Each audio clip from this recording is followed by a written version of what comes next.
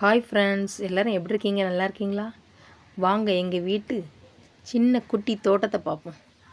இது 7 டேஸ். இப்போதைக்கு மொட்டு எதுவும் இல்லை. பூ பூத்துன்னா அவ்வளோ ஒரு சூப்பராக நல்லா பெரிய பூவாக பூக்கும். இது அடுக்கு மல்லி 4 அடுக்கு இந்த மாதிரி நிறைய பூ பூத்துது. நேற்றே நிறைய மொட்டு இருந்தது. என்னோடய மருமகள் பறிச்சிட்டா. இந்த ஒன்று மட்டும் இருந்தது. பார்க்கறதுக்கு அவ்வளோ ஒரு சூப்பராக இருக்கும். நல்லா மணமாக இருக்கும். அந்த பூ விரிஞ்சாலே அவ்வளோ ஒரு மணமாக இருக்கும். இது ஒரு நல்ல பூ, நல்லா பார்க்க அது ஒரு சூப்பராக இருக்கும். இது குடை மிளகாய். ஒரே ஒரு குட்டி குடை மிளகாய் இருந்தது. இது கொய்யாக்கனி இப்போ தான் நல்லா தழுத்து வருது. இது கத்திரிக்காய் செடி, தக்காளி செடி. இதில் தக்காளி ஒரே ஒரு தக்காளி பழம் பழுத்து போயிருக்கு. பார்க்க எவ்வளோ சூப்பராக இருக்கு பாருங்கள். இது பிச்சிப்பூ செடி. இது அடுக்குமல்லியில் நிறைய மொட்டு வச்சுருக்கு. பிச்சிப்பூ நிறைய பூக்கும். இப்போ அந்த ஃபஸ்ட் டைம்னா அந்தளவுக்கு பூக்கவே இல்லை. ஃபஸ்ட் டைம்னால் இப்படி பூத்து முடிஞ்சு அதுக்கப்புறம் ஃபஸ்ட் டைம் அந்த மாதிரி பூக்கும்ல, அதில் இப்போ தான் ஃபஸ்ட் டைம் குறைய பூக்கும். அதுக்கப்புறம் நிறைய மொட்டு வச்சு நிறைய பூ, ஏகப்பட்ட பூ பூக்கும்.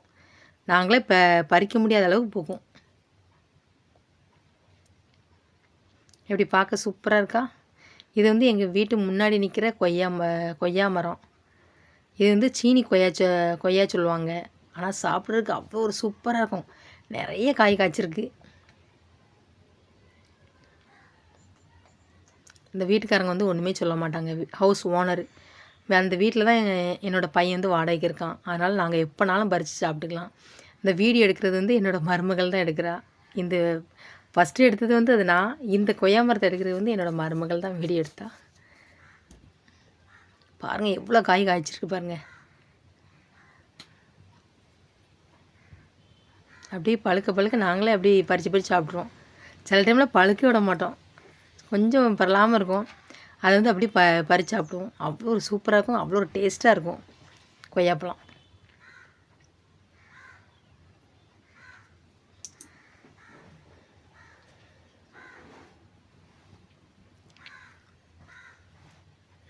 நிறைய காய் காய்ச்சிருக்கு பாருங்கள்.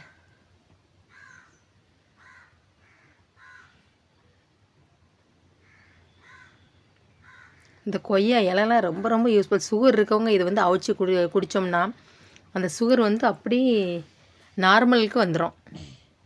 முன்னாடி எதுவும் கொய்யா இலை அப்படி கிடச்சின்னா சுகர் இருக்கவங்க அவிச்சு சாப்பிடுங்க. உடம்புக்கு ரொம்ப நல்லது. சுகர் கண்ட்ரோலுக்கு வந்துடும். அந்த பழமே ரொம்ப நல்லது. இப்படி பூ எப்படி இந்த தளிர் எவ்வளோ அழகாக இருக்குது பாருங்கள். தேங்க்யூ.